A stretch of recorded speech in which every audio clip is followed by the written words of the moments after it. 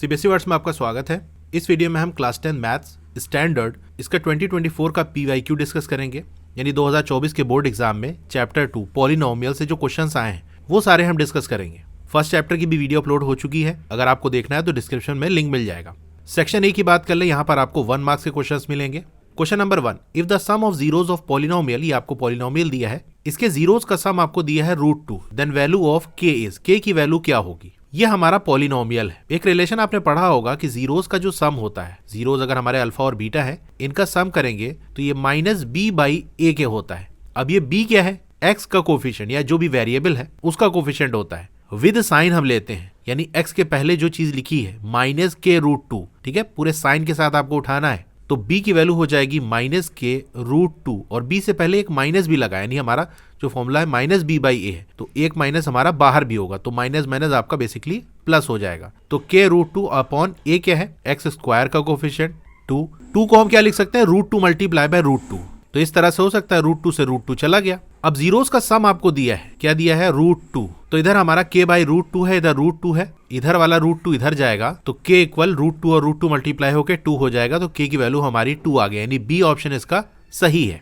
Question number 2, if the sum and product of zeros of a quadratic polynomial are 2√3 and 3 respectively, then a quadratic polynomial is. तो quadratic polynomial का आपको सम दिया है 2√3 और product दिया है 3। वो क्वाड्रेटिक पॉलिनोमियल आपको बताना है। देखो, जनरल फॉर्म जो क्वाड्रेटिक पॉलिनोमियल का होता है वो होता है ax² + bx + c। अगर आपको जीरोस की वैल्यू दी है तो इसको हम इस फॉर्मेट में लिख सकते हैं, k फिर ब्रैकेट के अंदर x² -α + बीटा, यानी जीरोस का सम, x + अल्फा बीटा, यानी जीरोस का प्रोडक्ट। इस फॉर्मेट में इसको हम लिख सकते हैं। अब सम और प्रोडक्ट की जो वैल्यू दी है इसके अंदर पुट कर दो। ये k हमारा एक कांस्टेंट होता है, तो x² -2√3x + 3 ये हो जाएगा। अब k की वैल्यू क्या होगी? देखो, हमको वैल्यू निकालने की जरूरत नहीं, हमारे पास ऑप्शन उसी सारी चीजें हम मैच करा सकते हैं। देखो, अगर ये k अंदर जाके मल्टीप्लाई होगा तो पहला वाला टर्म आपका क्या हो जाएगा? kx²। ऑप्शन सारा देखो, हर ऑप्शन के अंदर आपको ये दिख रहा होगा कि x² का जो कोफिशिएंट है वो 1 है। यहाँ देखो सिर्फ x² लिखा है। इस b वाले को भी अगर हम थोड़ा ओपन कर लें, x² -2√3x + 3 ये बनेगा। तो यहाँ भी हर जगह देखोगे तो यही है। तो k की वैल्यू अगर हम 1 पुट कर दें तो हमारा कुछ ये बनकर आ जाएगा। अब देख लो ये किससे मैच कर रहा है। ये b वाला जो भी हमने ओपन किया है बिल्कुल ये एग्जैक्टली उसी जैसा है कि नहीं? तो इसका b वाला ऑप्शन सही होगा। Question number 3, the zeros of polynomial x² + px + q are twice the zeros of polynomial 4x² - 5x - 6। The value of p is. आपको क्या दिया है कि ये वाला जो पॉलिनोमियल है इसके जीरोस ट्वाइस है, दुगना है। किसके? इस वाले पॉलिनोमियल के, सेकंड वाले पॉलिनोमियल के। p की वैल्यू आपको बतानी है। p कहाँ पर है? ये है p, यानी इस वाले पॉलिनोमियल के अंदर है। तो देखो, इस क्वेश्चन को सॉल्व करने का एक तरीका तो ये है कि पहले इसके जीरोस निकाल लो, फिर उसका ट्वाइस कर दो, फिर उससे क्वाड्रेटिक इक्वेशन बनाओ, रिलेट कर दो, p की वैल्यू मिल जाएगी। लेकिन वो थोड़ा लेंदी हो जाएगा, क्वेश्चन हमारा 1 मार्क्स का है, तो इतना काम करने की जरूरत नहीं है। हम शॉर्ट में करेंगे। कैसे करेंगे? देखो, सेकंड वाला जो पॉलिनोमियल है या ये वाला जो पॉलिनोमियल है, इसके लिए हम जीरोस का सम का रिलेशन निकाल सकते हैं। अल्फा + बीटा क्या होता है? -b/a। -b क्या होगा? यानी b की वैल्यू आपकी -5 है, तो -b आपका 5 हो जाएगा, अपॉन ax² का कोफिशिएंट होता है तो ये 4 हो गया। ठीक है, ये तो रिलेशन हो गया। जहां अल्फा और बीटा क्या है? ये सेकंड वाले पॉलिनोमियल के जीरोस हैं। ये फर्स्ट वाला जो पॉलिनोमियल है इसके जीरोस ट्वाइस हैं इसके, यानी फिर इसके जीरोस क्या हो जाएंगे? 2α और 2β। तो इनका सम क्या होगा? यानी 2α + 2β क्या होगा? तो वही डबल कर रहे हैं ना, तो अल्फा प्लस बीटा की वैल्यू को पता है। 2α + 2β क्या हो जाएगा? 5/4 को 2 से मल्टीप्लाई कर दो तो 10/4 आ जाएगा। थोड़ा सॉल्व करेंगे, यानी इसको लोएस्ट फॉर्म में ले आएंगे तो ये 5/2 बन जाएगा। तो ये जो 5/2 है वो क्या है? पहले वाले पॉलिनोमियल के जीरोस का सम है। और जीरोस के सम का रिलेशन क्या होता है ये आप जानते हो, -b/a के इक्वल होता है। तो अब आपको बस इतने रिलेशन पे फोकस करना है। यहां से हमको क्या चाहिए? b की वैल्यू चाहिए, क्योंकि x का कोफिशिएंट b होता है। जैसे यहाँ पर ये p दिया हुआ है ना, तो p क्या है? x का कोफिशिएंट। तो जनरल स्टेटमेंट में हम क्या करते हैं? x के कोफिशिएंट को b लिखते हैं, यानी हमारा ये रिलेशन होता है ax² + bx + c। तो इस b की वैल्यू निकल जाए तो वही p के बराबर होगी। यहाँ पर देखो, x² का कोफिशिएंट क्या है? 1 है कि नहीं? तो a की जगह हम 1 पुट कर देते हैं, तो -b इक्वल 5/2 हो जाएगा। b की वैल्यू यहाँ से -5/2 आ जाएगी। यही जो b की वैल्यू है वो इक्वल होगी p के, क्योंकि b x का कोफिशिएंट होता है, यहाँ पर x का कोफिशिएंट p दिया है, तो b इक्वल p। तो आंसर हमारा -5/2 हो जाएगा। ए वाला ऑप्शन करेक्ट है।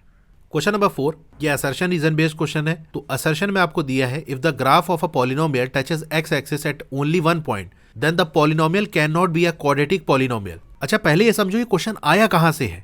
ये चैप्टर के थ्योरेटिकल पार्ट से आया है। ऐसा नहीं कि आपने एक्सरसाइज सॉल्व कर लिया और सोचा कि अब तो तैयार हो ही गया मेरा। तो ये थ्योरी वाले पार्ट से क्वेश्चन आ गया। कहां से आया थोड़ा सा मैं आपको दिखाता हूं। ये देखो यहाँ पर जो 2.2 वाला टॉपिक है, geographical meaning of zeros of a polynomial, यहाँ पर क्या किया है, कई सारे ग्राफ्स बनाकर किस तरह से ग्राफिकल रिप्रेजेंटेशन होता है वो आपको यहाँ दिखाया गया है। तो लीनियर, क्वाड्रेटिक और क्यूबिक का ग्राफ बनाकर दिखाया है और आखिरी में आपको ये रिमार्क में ये बात लिखी है। तो ये पूरा थ्योरी वाला पार्ट आपने समझा होगा तो इस क्वेश्चन को कर पाओगे। तो इस रिमार्क वाले पॉइंट में यहाँ आप देख सकते हो, समराइज करके बात की जा रही है। Therefore a polynomial px of degree n has at most n zeros. कोई पॉलिनोमियल जिसकी डिग्री n है उसके एटमोस्ट यानी ज्यादा से ज्यादा n जीरोस हो सकते हैं। अब देखो यही स्टेटमेंट हमारा रीजन में लिखा हुआ है। A polynomial of degree n जहां n की वैल्यू 1 से बड़ी होनी चाहिए can have at most n zeros. तो बिल्कुल वही वाला स्टेटमेंट है कि नहीं।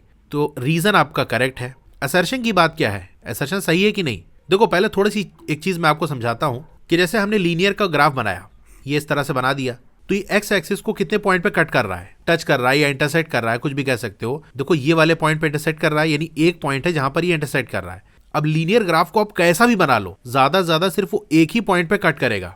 और लीनियर इक्वेशन की डिग्री क्या होती है, डिग्री यानी उस इक्वेशन की मैक्सिमम पावर। लीनियर की डिग्री जिसको हम n से डिनोट करते हैं ये 1 होती है। तो यहाँ देखो डिग्री 1 है तो मैक्सिमम एक जगह पर इसने कट किया। अब अगर क्वाड्रेटिक इक्वेशन की बात कर ले तो अगर हमारा ग्राफ कुछ इस तरह से बनना है, अच्छा क्वाड्रेटिक की जो डिग्री होती है वो 2 होती है, यानी वहां पर मैक्सिमम पावर आपको 2 देखने को मिलेगी। इस वाले ग्राफ के हिसाब से अगर हम बात करें तो ये ग्राफ बताओ एक्स एक्सिस पे कितनी बार टच कर रहा है, कहाँ टच कर रहा है, किसी पॉइंट पे टच नहीं कर रहा ना। वाई ना देखो एक्स देखना, यानी यहाँ पर 0 ऐसे पॉइंट है जहां पर एक्स एक्सिस को टच कर रहा है। एक और केस हम ड्रॉ करते हैं।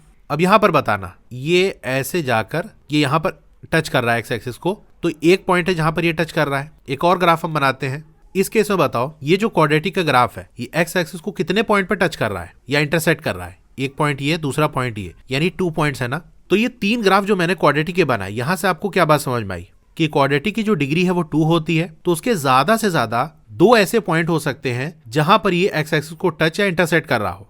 यानी 0 भी हो सकता है, 1 भी हो सकता है, 2 भी हो सकता है, ज्यादा से ज्यादा 2 होगा। यानी 2 से ज्यादा नहीं होगा, बाकी उससे कम हो सकता है, 0 हो सकता है, 1 हो सकता है। ये कंडीशन मैंने आपको ड्रॉ करके दिखा दी। अब जो स्टेटमेंट दिया हुआ है उसको हम देखें। असर्शन की बात कर ले, कह रहा है if the graph of polynomial touches x axis at only 1 point, किसी एक पॉइंट पे टच कर रहा है तो वो पॉलिनोमियल क्वाड्रेटिक पॉलिनोमियल नहीं हो सकता। भाई ये वाला ग्राफ देखो जो मैंने आपको दिखाया, ये सिर्फ एक ही पॉइंट पे तो टच कर रहा है और ये क्वाड्रेटिक का ग्राफ है, यानी ये असर्शन वाला स्टेटमेंट गलत है। वही रीजन भी मैंने आपको एक्सप्लेन कर दिया है कि अगर डिग्री n है तो ज्यादा से ज्यादा n जीरोस हो सकते हैं। लीनियर केस में देखो डिग्री 1 है, ज्यादा से ज्यादा 1।